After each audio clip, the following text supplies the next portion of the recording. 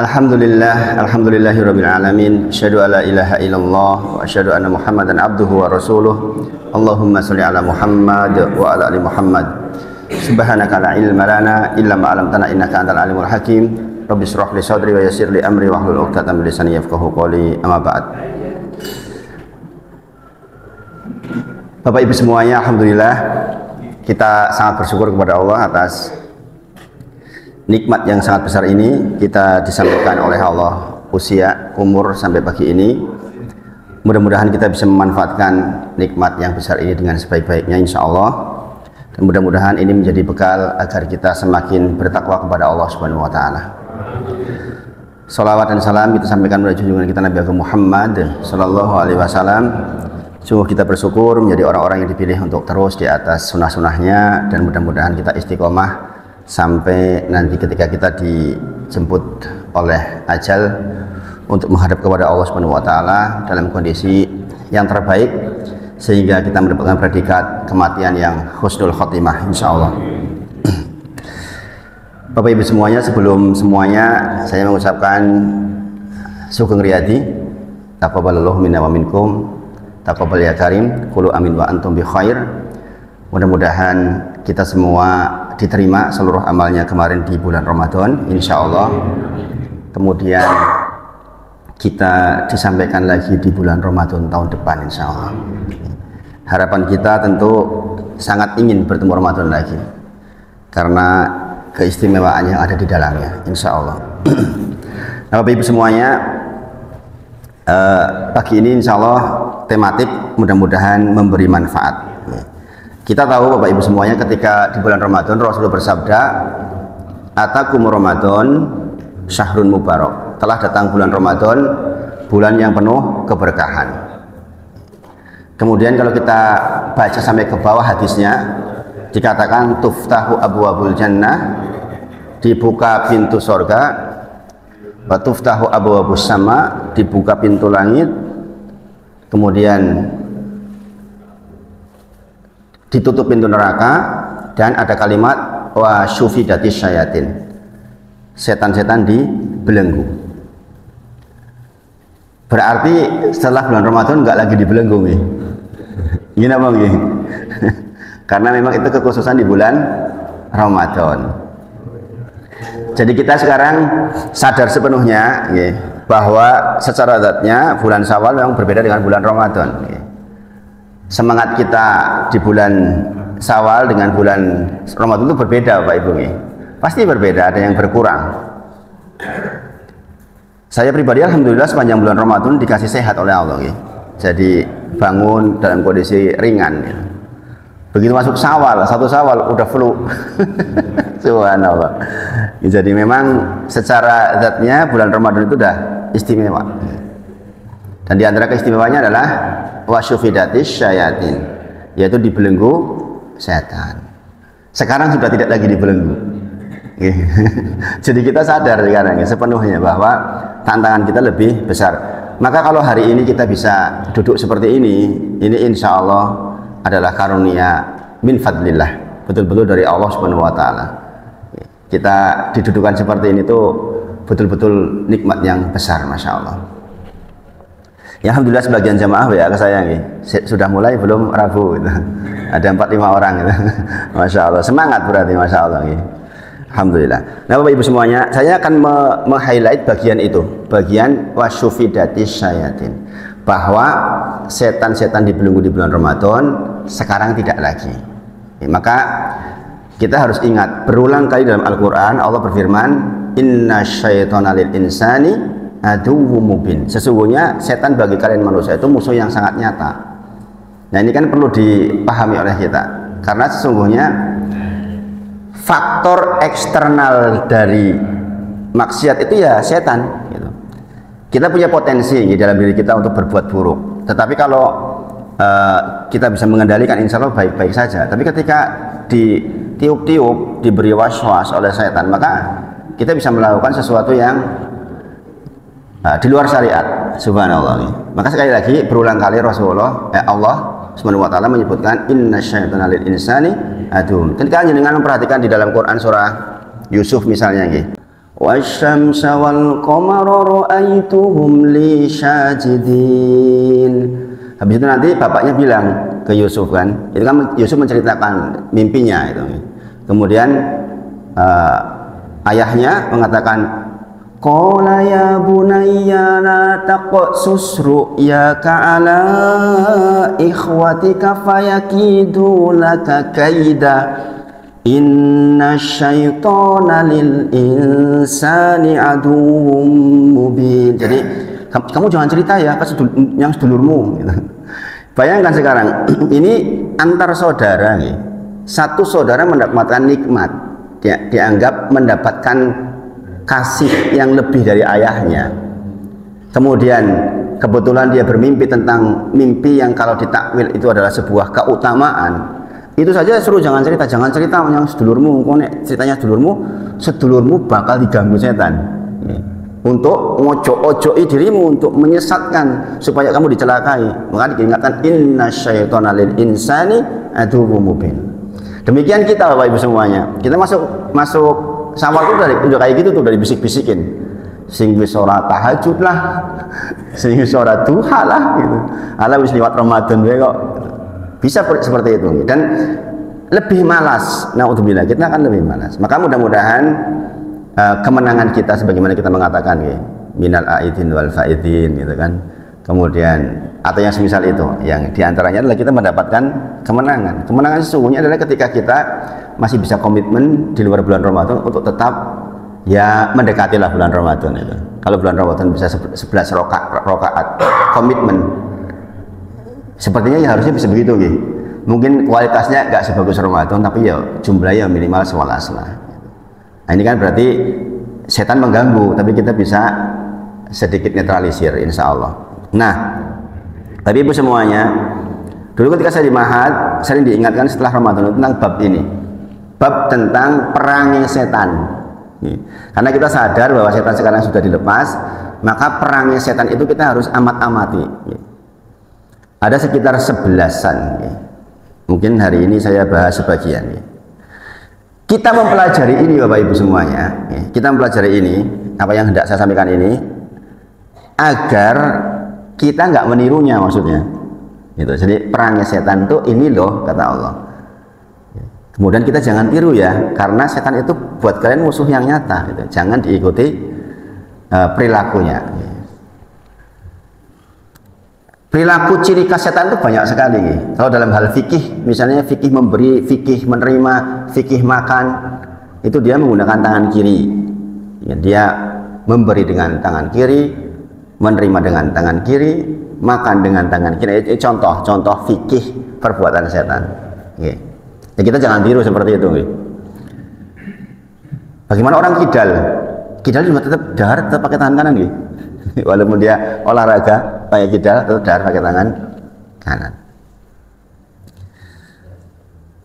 Allah berfirman di dalam Quran surah An-Nur ayat 21. Jangan perhatikan di Quran surah An-Nur ayat ke-21. Ya ayyuhalladzina amanu la tattabi'u khutuwatis syaitan. Kata Allah, wahai orang-orang yang beriman, jangan ikuti. Nah, ini perintah Allah ya. Amr. Ini perintah dari Allah, jangan ikuti perilakunya setan. Ini. Atau langkah-langkahnya setan. Ini sebenarnya perhatikan bagaimana zat yang merancang kita, yang paling tahu, yang paling baik untuk kita, itu menyebutkan ya ayyuhalladzina amanu. Ini orang-orang beriman ya. Nah, orang beriman ngono karep-karep ya. Ini orang-orang beriman dikatakan ya ayyuhalladzina amanu la tattabi'u khutuwatis syaitan. Jangan kau ikuti langkah-langkah setan. Ini peringatan buat kita nih. Karena digambarkan kepada kita di bulan Syawal ini luar biasa setan. Pokoknya supaya keluar dari kebiasaan bulan Ramadan. Secepat mungkin keluar dari kebiasaan bulan Ramadan. Itu yang diharapkan setan di bulan Syawal.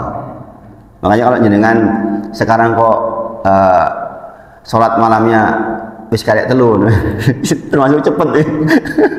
Cepet ya, kurang-kurang songo lah gitu. Ojo langsung telu gitu. Ya, karena apa? Memang yang diharapkan setan begitu. Maka dikatakan ya ayyuhalladzina amanu, ya orang beriman, la tattabi'u khutuwatis syaitan. Jangan ikuti langkah-langkah setan. Wa may yattabi' khutuwatis syaitan. Ya.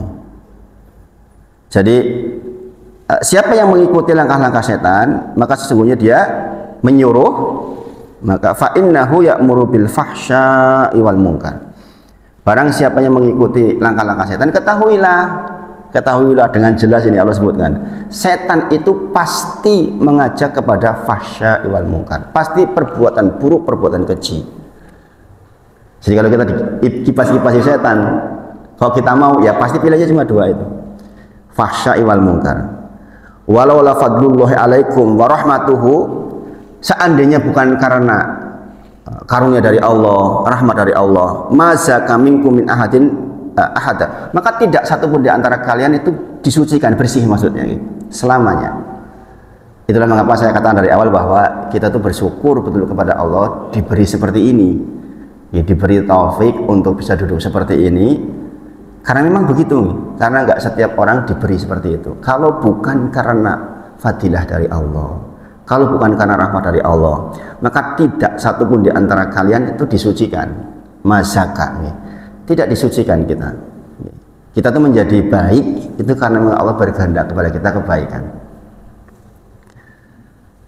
Kemudian walakin Allah yusaki may yasha wallahu samil. Allah itu punya kehendak untuk memilih di antara kita siapa yang mau disucikan. Maka bersyukur banget nih kita di bulan Syawal masih bisa duduk seperti ini, itu Masya Allah. Itulah mengapa di antara doa kita adalah di dalam Quran surah Ali Imran terakhir itu bahwa kita meminta kepada Allah untuk tetap dijaga hidayahnya. Jangan sampai kita sudah dapat hidayah kok kemudian dicabut, itu yang paling menyedihkan. Di antara kerugian rezeki yang paling besar adalah dicabut hidayah. Biasanya gelem ngaji kok tidur gelem ngaji, repot banget nih. Ini balik laginya tuh susah Bapak Ibu. Ada orang tobat dari sebuah dosa, iso bareng balik itu tambah parah. Makanya jangan sekali-kali kita keluar dari hidayah, kemudian kita berharap balik lagi itu susah banget. Quran surah An-Nur ayat 21. Dari sini kita tahu Allah memperingatkan jangan sekali-kali ikuti langkah-langkah setan. Di antara langkah setan yang pertama, Quran surah Al-Baqarah ayat ke-34. Wa id qulna lil malaikati isjudu li adama fasajadu illa iblisa aba wastakbara wa kana minal kafirin. Ini sifat pertama nih. Jadi sifat ciri khasnya setan itu sombong. Dia enggan dan sombong. Aba wastakbara. Jadi kalau nyenengan kau mulai males-malesan, mesti nempel tuh sifat setan. Arab tahajud kok males, Arab banget ngaji males. Ini ciri khasnya setan subhanallah. Padahal Allah perintahkan jangan ikuti ya langkah-langkah setan. Jadi ini bisa untuk mengkanter Bapak Ibu semuanya. Karena kita tahu sifat setan seperti itu dan kita tidak ingin seperti itu. Begitu muncul sifat itu kita kanter. Ya enggak? Karena tahu, enggak dibiarkan maksudnya. Enggak malah diberi peluang. Sombong misalnya dikatakan aba wastakbar, sombong. Kita kan bisa mematikan sombong atau memupuk sombong, bergantung. Contoh, ada seseorang yang dia diberi kemampuan uang sangat banyak. Kemudian orang ini menahan diri dari sesuatu yang tidak perlu karena dia khawatir sombong. Walaupun definisi sombong bukan itu. Dia mengatakan hartanya itu sebenarnya bisa saja zaman sekarang nih, bisa saja dia beli Alphard sebenarnya, tapi dia khawatir jangan-jangan kalau saya pakai Alphard saya jadi sombong, maka dia tahan diri untuk itu. Nah, berarti dia sedang berusaha untuk meminimalisir potensi mengikuti langkah-langkah setan, gini bang. Karena kalau dia kan bisa saja dia bisa beli Alphard kok, dia kaya raya, dan dia perturutkan itu. Dan nggak apa-apa sebenarnya, secara syariat nggak apa-apa itu, bukanlah sebuah kesombongan, tapi dia khawatir dalam dirinya, jangan-jangan nanti kalau saya pakai Alphard, melihat orang pakai Avanza, mung Avanza, ini kan masalah, gini bang. Ada potensi itu, sehingga dia memilih untuk tidaklah Ini disebutkan nih, seorang sahabat juga demikian. Maka membuat atau menciptakan situasi supaya sombong mati itu penting. Seperti kita ke anak-anak kita nih. Jangan kemudian dikasih rezeki sama Allah banyak misalnya. Anak-anak kita itu nggak bisa mengukur atau mengendalikan diri untuk tidak sombong kalau dia dibekali dengan hal-hal yang di atas rata-rata temannya. Kalau orang tua seperti kita mudah-mudahan dijaga oleh Allah. Tapi kalau anak-anak kan enggak, dia akan terbiasa dengan sesuatu yang lebih wah dari temannya. Ini berpotensi nanti dia punya sifat sombong. Makanya kadang-kadang dikurangi itu penting. Kadang-kadang saya ada seorang jamaah yang kaya, masya Allah ya. Dia punya anak 2. Itu kalau ngasih sangu itu setiap Sabtu itu dimintai apa namanya itu rekapnya. Misalnya dikasih uang 1 juta dari Senin sampai Sabtu itu untuk apa saja, sisa berapa, nggak diminta. Kalau dia sisa justru ditambah uang jajannya. Jadi kalau sisa malah ditambah uang jajannya. Kalau pegawai negeri kan enggak, kalau sisa tahun ngarep dikurangi, maka dintek gitu. Nggih Pak Parti. Bikin acara aneh-aneh, sing penting entek. Jadi masya Allah ya. Jadi bagaimana mengkondisikan supaya tidak sombong. Walaupun sekali lagi jenengan sugih pakai apa juga enggak sombong. Sombong itu adalah menolak kebenaran dan meremehkan orang lain. Tadi anu Pak. Begini.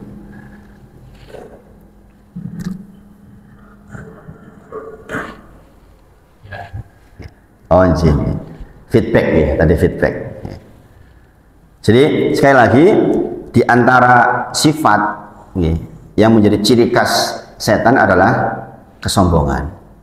Maka kalau kita masuk Syawal, di antara yang kita amati itu di dalam diri kita adakah sedikit kesombongan, karena sedikit saja jadi masalah. Wastakbaro wa kana minal kafirin. Kemudian Quran surah Shad ayat 75 yang sudah pernah kita bahas sebelumnya. Qala ya iblis, Allah berfirman kepada iblis, "Ma mana'aka an tasjuda lima khalaqtu biyadai?" Kenapa engkau tidak mau sujud kepada makhluk yang aku ciptakan dengan tanganku? Astakbarta am kunta minal alin? Apakah engkau merasa sombong dan engkau merasa tinggi?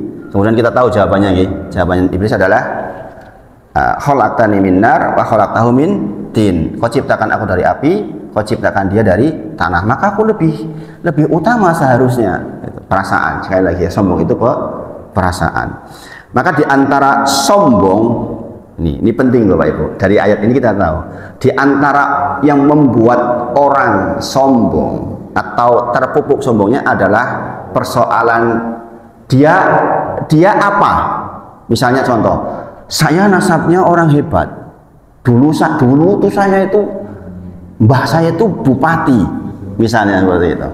Ada nggak orang yang merasa lebih tinggi dengan sedulurku ki bupati loh, sedulurku ki sekda loh, sedulurku. Lah sedulurmu. dulu mbah saya itu bupati dulu, sekarang itu. Tapi dia kadang-kadang gitu membawa begitu, dan itu diantara raw material atau bahan dasar yang membuat orang berpotensi sombong, itu salah satunya, dan ini disebutkan dalam banyak kisah di dalam agama Islam. Sombong dengan unsur penciptaan, ya contohnya iblis tadi, dia mengatakan khalaqtani min nar wa khalaqtahu min tin, kau ciptakan aku dari api, kau ciptakan dia dari tanah. Dia merasa bahan untuk menciptakan dia lebih baik, sehingga dia berhak sombong menurut dia. Ya, makanya hati-hati kalau kita termasuk orang yang ditakdir punya jabatan. Itu berarti kan punya raw material untuk sombong. Saya pejabat kok. Sehingga di jalan harus wih, yang lain minggir semua. Ada urusan gitu. Yang penting saya lewat. Ya kan? Dan seperti ini terjadi. Allah berfirman dalam Quran surah Al-Hujurat ayat ke-13. Pak Partin salah apar. Ya ayuhanas, inna khalaqnakum min dzakarin wal unsa. Wahai sekalian manusia, sesungguhnya aku ciptakan kalian dari ciptakan laki-laki dan perempuan. Kemudian waja'alnakum, kujadikan kalian syu'uba wa qabaila, berbangsa-bangsa dan bersuku-suku, lita'arofu, agar kalian saling mengenal. Bukan material pembuatan jenengan dari macam-macam itu, bukan dalam rangka untuk menyombongkan diri. Ada orang yang di badannya lebih besar, lebih kuat, pun begitu tidak boleh menyombongkan diri kepada yang badannya kecil, rapatnya kuat. Paham Bapak Ibu? Ada yang dijadikan sukunya suku yang katanya sukunya hebat. Dulu kaum Ad misalnya, itu kan hebat sekali secara fisik, teknologinya sangat maju. Kemudian dia menyombongkan diri, subhanallah. Hari ini mungkin ada nih, hari ini juga ada kan satu kaum yang sangat menyombongkan diri, kaum Yahudi. Ya, dia merasa selain Yahudi ya cuma seperti kambing, dia melayani kami, dan memang itu akidahnya mereka. Sehingga mereka mau ngebom apa ya cuma ngebom kambing aja kok. Subhanallah. Maka padahal Allah menyebutkan li ta'aru, tujuan diciptakan laki-laki dan perempuan, berbangsa-bangsa, kemudian bersuku-suku dalam rangka untuk saling mengenal. Inna akramakum indallahi atqakum. Kata Allah, yang terbaik di antara kalian, yang paling mulia di antara kalian adalah yang paling bertakwa di antara kalian. Jadi penilaian zat yang menciptakan kita itu jelas. Ukurannya tuh jelas. Yang paling baik di antara kalian di sisiku adalah yang paling bertakwa. Bukan itu tadi, bukan zatnya, bukan gantengnya, bukan kekayaannya, bukan jabatannya, tapi bertakwanya. Nah, kita sudah belajar takwa selama 1 bulan ini. Bahwa bertakwa itu ya secara keseluruhan memang kebaikan. Innallaha alimun khabir. Sesungguhnya yang paling mulia di antara kamu di sisi Allah adalah orang yang paling bertakwa. Sesungguhnya Allah Maha mengetahui lagi Maha teliti. Sesungguhnya Allah Maha mengetahui dan Maha teliti. Jadi soal hati itu dijaga betul. Karena Allah itu Maha teliti. Quran surah Al-Hujurat ayat ke-13. Sekali lagi Bapak Ibu semuanya, di antara perkara jahiliyah yang bahkan ini menyelimuti saudaranya Nabi Muhammad SAW adalah persoalan keburukan atau kesombongan karena nasab, al-fakhru bil ansab. Dia merasa hebat karena nasabnya, dan ini memang luar biasa di zaman Nabi Muhammad SAW. Maka ada satu kisah yang sangat menyentuh hati tentang kisahnya Salman Al-Farisi dan Abu Lahab. Jadi Islam itu mengangkat Salman Al-Farisi yang dia adalah bukan orang Arab menjadi orang yang mulia. Persia gitu. Sementara yang nasabnya bagus seperti Abu Lahab, dia pamannya Rasulullah, itu terhina karena kekufurannya. Paham Bapak Ibu? Jadi sekali lagi, jangan pernah mengunggul-unggulkan nasab kita. Ada nggak sekarang yang mengunggul-unggulkan nasab? Banyak. Nek perlu rantai emas dari atas pun diturunkan karena nasabnya katanya. Subhanallah. Sekarang jadi soal gitu, Pak Lawi itu kan lagi rame gitu, yang sangat mengunggulkan nasab, pada bener embuh orang ngerti, ya kan? Saya cerita seperti ini kenapa Bapak Ibu? Subhanallah, saya punya kakak ipar saya itu punya orang tua gitu. Dulu kepala sekolah dan punya yayasan besar sekali yayasannya. Lembaga pendidikannya banyak. Suami istri ini dua-duanya pendidik, Masya Allah. Allah coba punya anak yang kedua itu terjebak oleh aliran seperti itu, sehingga seluruh hartanya habis, bahkan punya hutang. Ini orang kaya raya loh ini. Seluruh hartanya habis, dan dia selalu ditakut-takutin, kok orang yang ini nanti begini. Subhanallah. Ada orang yang pinter kayak gitu, bisa hilang kendali dan hartanya seluruhnya hilang.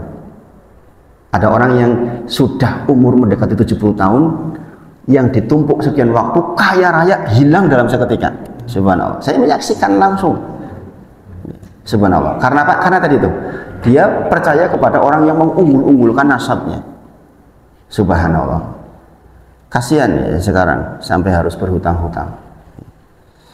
Jadi sekali lagi, sesungguhnya Islam telah mengangkat Salman Al-Farisi yang dia adalah bukan orang dari keturunannya Nabi Muhammad SAW, maksudnya keturunan di Mekah, tetapi sebaliknya Abu Jahal, Abu Lahab menjadi hancur karena kedatangan Islam. Karena sekali lagi Islam itu tidak mengunggul-unggulkan nasab, walaupun nasab mulia dihargai dalam Islam. Apalagi keturunan Nabi Muhammad SAW ada perilaku khusus. Podo-podo bertakwa, podo-podo nilai 10. Kalau yang satunya keturunan Rasulullah itu diutamakan, iya. Iya, itu iya. Tetapi bukan berarti nasab itu yang paling utama. Maka dikatakan, jikalau amalmu tidak cepat, maka nasabmu tidak bisa mengejarnya, kata Rasulullah. Jikalau amalmu nggak baik, nasabmu itu nggak bisa dorong, nggak bisa ngejar, nggak bisa menjadikan itu jadi imbang. Itu nggak bisa, Bapak Ibu semuanya. Bahkan Fatimah pun kalau keliru ya bisa masuk neraka. Hatta beliau adalah anaknya Nabi Muhammad SAW. Maka sekali lagi di dalam ayat ini dikatakan jangan sekali-kali kita menyombongkan diri dengan apapun, pokoknya zat yang menempel di diri kita, jabatan, pinter, dan sebagainya, bukan untuk kesombongan. Kita tahu bagaimana Bilal, Bilal bin Rabah itu kan orang budak hitam, tapi diangkat tinggi sekali oleh Allah. Bukan karena siapa-siapa dia, kalau dipikir, karena ketakwaan kepada Allah Subhanahu wa Ta'ala.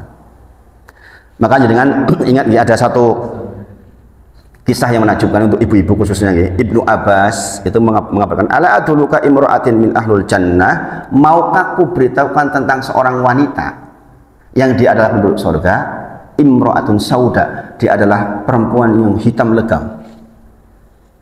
Nah, kita tahu sebagian masih merendahkan fisik, maka di dalam hadis ini katakan dia adalah seorang wanita yang hitam legam.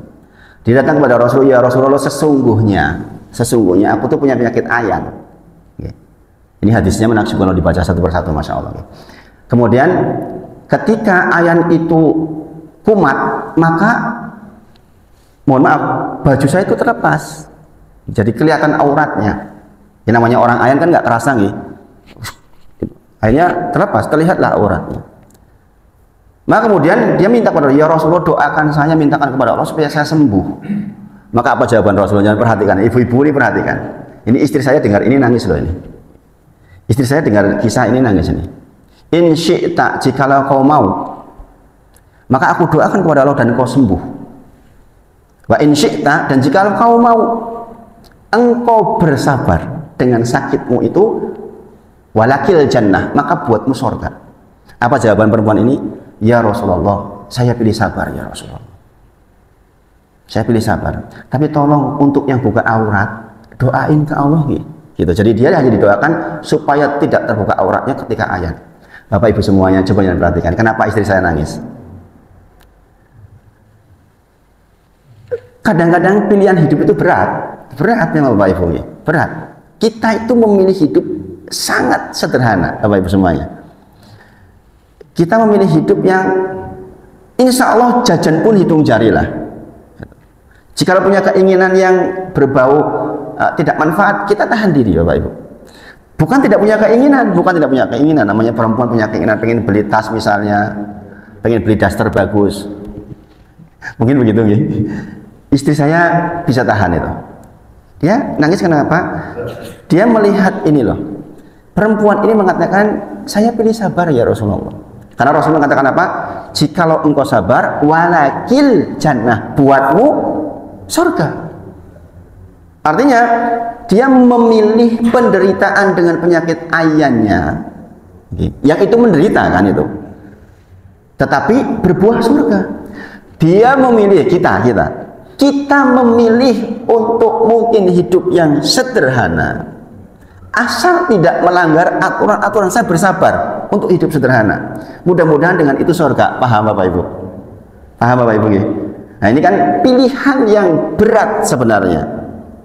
Saya kadang-kadang kalau kita guyon itu, kita bicara tentang rumah misalnya, Bapak Ibu semuanya. Saya belum punya rumah sampai hari ini. Kebetulan perencanaan yang hendak beli juga ada beberapa gangguan yang belum terjadi. Istri saya mengatakan, ya tapi kan boleh toh ya minta rumah, begitu. Saya jawab, boleh. Tapi kalau kamu bersabar dengan tidak punya rumah, mudah-mudahan surga. Ya udahlah, tidak apa-apa. Begitu, Bapak Ibu semua. Ini diantara diskusi tentang faedah dari hadis seperti ini. Masya Allah, Bapak Ibu. Jadi kita punya banyak pilihan-pilihan untuk enak, misalnya, tapi jangan menahan diri untuk sabar. Kata Rasulullah, wa in syi'ta, jikalau kamu bersabar, maka engkau mendapatkan surga. Maka dia pilih surga, Bapak Ibu. Coba, jenengan jadi kuat nggak? Jenengan jadi kuat nggak menghadapi soal-soal ini dengan kisah ini? Ini pilihan, ini diberi pilihan oleh Rasulullah. In syi'ta, jikalau kamu mau, aku doakan. Tapi nggak ada jaminan surga, nggak ada jaminan surga. Tapi kalau kamu bersabar, kamu pasti surga. Saya pilih pasti surga saya. Makanya seringkali Bapak Ibu semuanya, ujian itu yang sering tidak lolos justru ujian kelebihan. Karena apa? Itu tadi, ya, setan itu sombong karena merasa apa? Merasa zatnya itu pantas disombongkan. Jenengan miskin mau disombongkan apanya? Iya bang. Kepeksa orang sombong, kepeksa ini selamat. Gini bang. Mau disombongkan apanya? Orang patio pinter, abdi sombongi, sing disombongi apa nih? Iya. Maka orang ini memilih untuk bersabar. Ya, bayangkan, jangan lihat fisiknya hitam, tetapi kesabarannya membuat dia ke surga.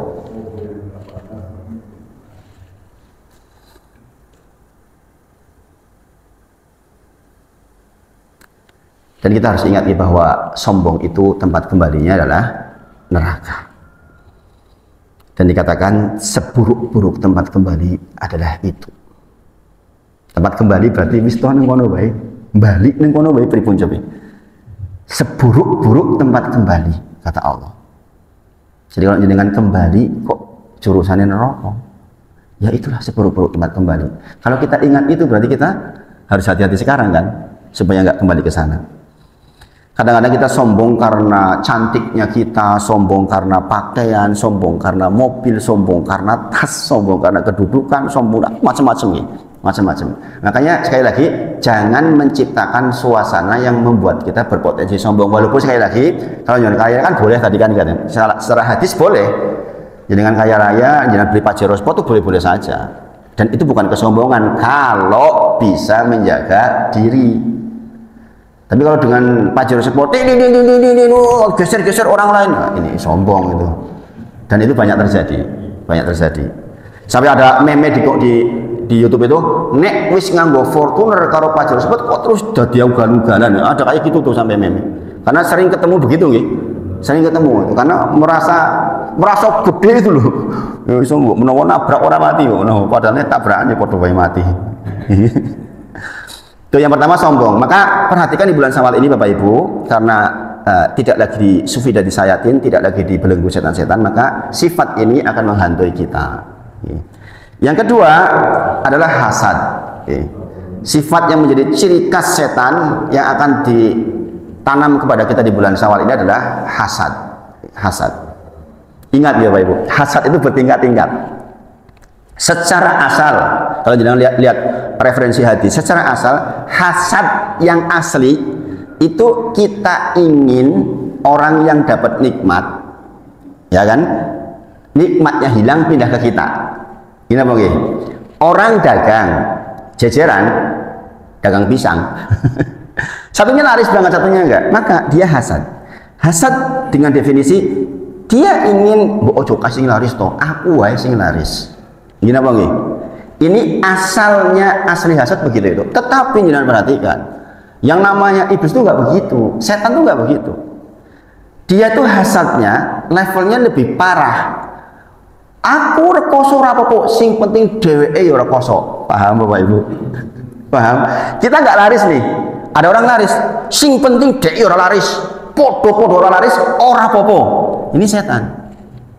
Gini apa nggih? Oh, ini dalilnya panjang sekali, banyak sekali. Bukankah dia merayu Adam alaihissalam untuk ke neraka bareng-bareng dia, ya enggak? Bukan menggantikan posisi di surga loh ya. Adam betul, aku tak ganti posisimu, kan bukan begitu. Yuk kita sama-sama ke neraka, begitu Bapak Ibu. Gini apa nggih? Nah, ini hasad yang level parah seperti itu. Dan ini bisa terjadi. Bisa terjadi di kita Bapak Ibu semuanya. Ketika kita sudah merasa sing penting dek ora koso. perkara-perkara orang masalah. Nah, ini dah masuk hasad level setan. Subhanallah.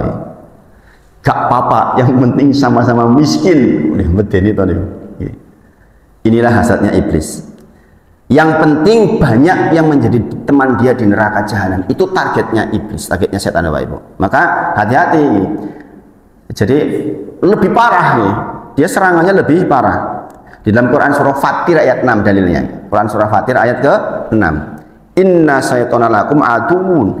Sesungguhnya setan bagi kalian adalah musuh, maka perlakukanlah dia sebagai musuh. Di akhir ayat dikatakan, sesungguhnya mereka itu mengajak kalian untuk banyak-banyak atau bareng-bareng masuk ke neraka sa'ir yang menyala-nyala, neraka yang menyala-nyala. Jadi targetnya setan itu ingin mengajak jenengan jadi temannya. Ini hasad, Bapak Ibu. Hasad itu yang selevel. Guru, yo hasadnya sama guru. Pegawai KU, hasadnya sama pegawai KU awak. Gitu. Jadi hasad itu begitu, nggak mungkin bocah SD hasad ke profesor itu nggak mungkin, ngapain? Hasad itu guru, pada guru. Oh si jini kok gurune disenengi banget muridnya, si jini orang hasad. Pedagang dengan ustad dengan ustad, begitu. Hasad itu begitu, Bapak Ibu. Pengusaha dengan pengusaha, gitu. Namanya hasad itu begitu, yang selevel, Kemudian yang ketiga, Bapak Ibu, ini penting. Setan itu punya ciri khas dan ini akan menjadi legenda sampai yaumil akhir. Yaitu apa? Dia selalu berusaha untuk menghiasi maksiat untuk terlihat indah di kita. Itu sifat setan. Bahkan setan dalam bentuk manusia pun begitu. Contoh albir, kemarin saya ceritakan jenengan nih. Albir itu dalam bahasa Arab kebajikan, di atasnya baik bahkan. Tapi kemudian sekarang bir nama minuman keras. Dia ingin minuman keras itu dikatakan baik, maka dihiasi. Bahkan penamaan pun menghiasi supaya kita tertarik, Bapak Ibu. Bayangkan itu, sebegitunya loh setan itu. Sebegitunya itu supaya bir kebaikan. Untung ada orang ngerti bahasa Arab ya. Bagi yang tahu udah kepiak ngomong angel loh Arab ngomong elek jenenge bir. Jenenge iki kebajikan. Minum kebajikan yo. Pripun coba niku. Kan angel minum barang elek. Nek jenenge apik kok piye? Minum sing apik. Niku coba. Sebegitunya Bapak Ibu. Dan dalam bahasa Indonesia mungkin banyak juga yang disamarkan seperti itu. Yang disamarkan. Maka memang setan itu ciri khasnya menghiasi sesuatu yang buruk dengan itu menjadi kelihatan baik, Bapak Ibu semuanya. Wah, ini mengerikan ini, Bapak Ibu. Ini sampai kepada level akidah nanti ini. Bayangkan, jenengan coba pikir, kok ada orang menyembah sapi? Ini dari sifat setan ini. Coba, nek jenengan yang normal itu gendeng kok menyembah sapi. Tapi dihiasi, sapi itu lebih ikhlas dari ibumu. Begitu tuh, saya baca di tafsirnya. Kenapa? Nek ibumu menyusui kamu, pengen ada harapan sama kamu. Nanti kowe dadi gede, kowe iso ngenteni wong wis tuwa, kowe iso bantu aku nek wis tuwa. Nek saya sudah susah jalan, kamu bantu saya. Sapi itu loh, kasih susu nggak minta balasan. Paham Bapak Ibu? Dihiasi seperti itu oleh setan, subhanallah. Sehingga nek ngono berarti sapi ini pantas disembah, subhanallah. Segitunya Bapak Ibu tuh. Ini berangkat dari sifat ciri khas setan yang ini. Setan itu menjanjikan dirinya kepada Allah untuk menghiasi seluruh maksiat menjadi indah di mata manusia. Menyembah matahari, apa coba subhatnya? Dia yang menerangi. Adanya matahari menjadi kehidupan. Adanya matahari kita bisa melihat pemandangan yang indah. Coba nggak ada matahari, maka pantas dong matahari itu dimuliakan, disembah. Gitu itu subhatnya itu. Coba dengan lihat ya, sejarah kenapa orang menyembah matahari. Itu sekali lagi berangkat dari sifat setan di bagian ini, bahwa setan itu akan menghiasi. Quran surah Al-Hijr ayat 39. Qala rabbi bima aghwaytani, dia berkata kepada bima aghwaytani, dengan ketentuan kau telah sesatkan aku kok ya Allah, maka dia mengatakan la uzayyinana lahum fil ardi dan ughwiyanahum ajmain, maka akan aku sesatkan tuh seluruh manusia, akan aku hiasi semua yang jelek-jelek itu. Ini akan melegenda sampai yaumil akhir Bapak Ibu. Berarti anak turun kita pun akan mengalami yang begini loh, bahwa duduk-duduk di kafe itu terasa indah, bahwa pacaran itu terasa indah, begitu loh Bapak Ibu. Wow, orang pacaran aneh. Coba jangan perhatikan. Dulu waktu SD, insya Allah kita pelajarannya masih sama. Bahwa wong ngelek ki wong sing ora klambi. Gini Bang nggih. Kita waktu masih SD diajarkan apa? Berpakaian yang baik, yang rapi. Iya enggak? Sekarang makin kelihatan makin modern katanya. Iya toh? Orang-orang dulu itu pakai tank top, ya kan? Pakaiannya dia merasa itu lebih bagus, subhanallah. Ada orang nyunah menaikkan di atas mata kaki, dibilang apa? Kebanjiran, cingkrang, kurang bahan. Giliran di atas paha sekalian tank top, kok ras diprotes, malah jalan modern ke mall-mall nggak apa-apa. Jadi kan melihat nggak orang-orang laki-laki juga perempuan pada pakai yang di atas lutut, kok nggak dikomplain kurang bahan, kok nggak dikomplain kebanjiran? Ya mungkin ada yang mengatakan seperti itu. Subhanallah Bapak Ibu. Jadi setan akan selalu menghiasi semua maksiat dengan keindahan. Jangan dua seput tiap malam ngangkring, terasa indah. Nek orang ngangkring rasanya kepenak. Nah ini dihiasi namanya Bapak Ibu. Itu namanya kecanduan. Bahkan sekarang ada dai yang mengatakan, mohon maaf yang masih ngerokok jangan protes, mengatakan wajib buat dia. Kalau nggak ngerokok saya nggak bisa ceramah. Subhanallah. Subhanallah. Orang salaf loh. Mengerikan ya, bisa dirubah otaknya sebegitunya. Karena Pak, memang begitu itu. Memang diantara ciri khas setan adalah dia sudah menjanjikan dirinya kepada Allah untuk menghiasi seluruh maksiat terlihat baik di mata kita. Gibah ibu-ibu, wah orang gibah orang satu piye ketemu mas sosi ketemu menang baik. Memang kenapa kalau diam saja? Begitu memang dihiasi. Akan aku dibuat begini, jangan perhatikan, akan dibuat gelisah orang tidak melakukan maksiat. Orang nonton sinetron kok rasanya gelisah, soalnya kurang sih piye to iki rasanya piye to. Nah ini udah mulai berarti dengan. Ya mohon maaf, kalau saya nggak ngangkring kok saya kok rasanya gelisah, kudu mangkat. Itu dihiasi ya Pak Ibu. Ini dihiasi namanya ini, subhanallah. Dan itu memang ciri khas. Itu namanya kecanduan Bapak Ibu. Kalau sudah seperti kecanduan, bahkan nanti sampai pada level di mana dia melakukan itu bukan karena kenikmatan lagi, tapi karena untuk menghilangkan kesusahan. Namanya sako. Setelah candu, sako. Ini berlaku untuk semuanya. Gini Bang, dokter kalau menyembuhkan orang yang sudah sako kan tetap dikasih obatnya toh, tapi dikurangi dosisnya, dikurangi. Tapi nggak langsung blok gitu kan? Karena dia udah sako. Jadi orang melakukan sebuah maksiat karena ora aku rekoso tenan. Berarti dia bukan nikmat lagi. Awalnya mungkin kenikmatan. Maka perhatikan betul. Nah makanya Bapak Ibu semuanya, hati-hati ibu-ibu yang punya anak perempuan. Di antara yang ditarget untuk dihiasi adalah wanita. Ini disebutkan dalam beberapa hadis. Wanita itu, saya nggak bacakan Arabnya karena waktunya mepet. Wanita itu keluar dari rumahnya, dari depan setan, dari belakang setan. Bahasa hadisnya begitu loh Bapak Ibu. Maksudnya bagaimana? Wanita itu kan udah dilihat laki-laki, soko ngarep yo indah men, soko mburi yo indah men. Jadi ingat di dalam Quran surah Al-Qasas 24 tentang doa Robbi ini lima angsalta ilayya min khairil fakir, doanya Nabi Musa alaihissalam. Robbi ini lima angsalta ilayya min khairil fakir. Ketika dia mau mengantarkan perempuan itu ke rumah bapaknya, Musa mau nggak di belakangnya? Musa mau di belakangnya enggak? Enggak mau. Musa mengatakan, saya di depan ya, saya enggak mau lihat bokongmu, maksudnya pasaran ini. Gale-gale bokongmu itu bahaya gua aku. Aku kiwis pirang-pirang dino orang ketemu, misalnya. Ini bahaya ini, laki-laki mohon maaf. Sudah 1 bulan nggak dipenuhi Pak Parti. Lihat perempuan, udah perempuan elek menuhi sudah apik men Pak Parti. Iya nggak Pak Parti? Nah ini makanya dia mengatakan saya di depan aja, saya di depan. Saya nggak mau di belakang. Ini wajar Bapak Ibu semuanya. Maka Rasulullah perintahkan, jikalau suamimu minta engkau di dapur sedang masak sesuatu, tinggalkan tuh, gosong nggak apa-apa. Sampai sebegitunya loh. Ini Rasulullah menyebutkan seperti itu.